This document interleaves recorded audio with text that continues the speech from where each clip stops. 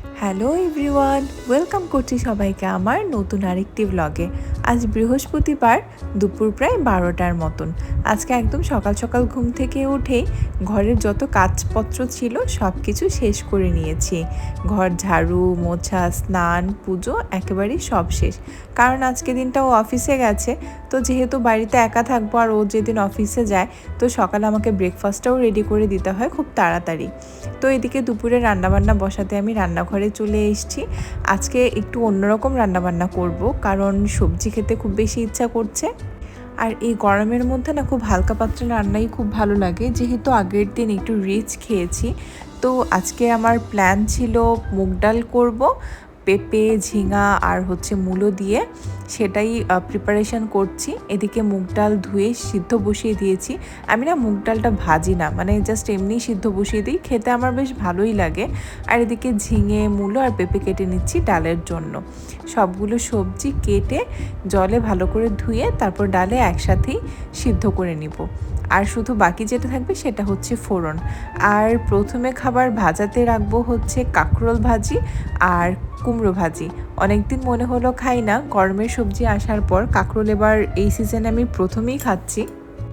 তো এখানে আমি কাঁকরোল আর কুমড়ো ভালো করে ধুয়ে গোল গোল করে কেটে নিব। জাস্ট নর্মাল তেলেই যেহেতু লবণ আর হলুদ দিয়ে ভাজবো, তাই অত বেশি তামঝাম নেই। কুমড়োটাকেও জাস্ট লম্বা লম্বা করে কেটে নিব। হয়ে গেল ডাল আর ভাজি, আর রইল মাঝখানে কিছু একটা ঝোলের পদ। সেটা আজকে ভাবছি একটু রুই মাছ দিয়ে বাবার বাড়ির স্টাইলে করব। ডাল রান্না করছি আজকে শ্বশুর বাড়ির স্টাইলে, আর মাছটা হবে একদম বাবার বাড়ির স্টাইলে। ওই তো চলুন, কথা বলতে বলতে ওইদিকে আমার ডালও প্রায় সেদ্ধ হয়ে এসেছে।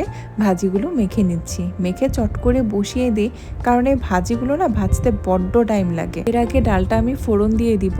কি ফোড়ন দিব ভাবতে ভাবতে দিলাম কালো জিরে ফোড়ন।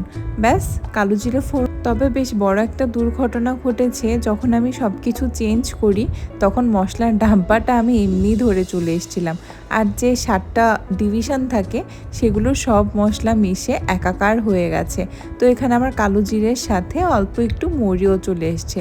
যাই হোক, টেস্টের খুব বেশি হেরফের হয়নি, মশলা বলে কথা, খেতেও খুব বেশি একটা খারাপ লাগেনি। আর এদিকে চট করে ভাজিগুলো সব বসিয়ে দিলাম।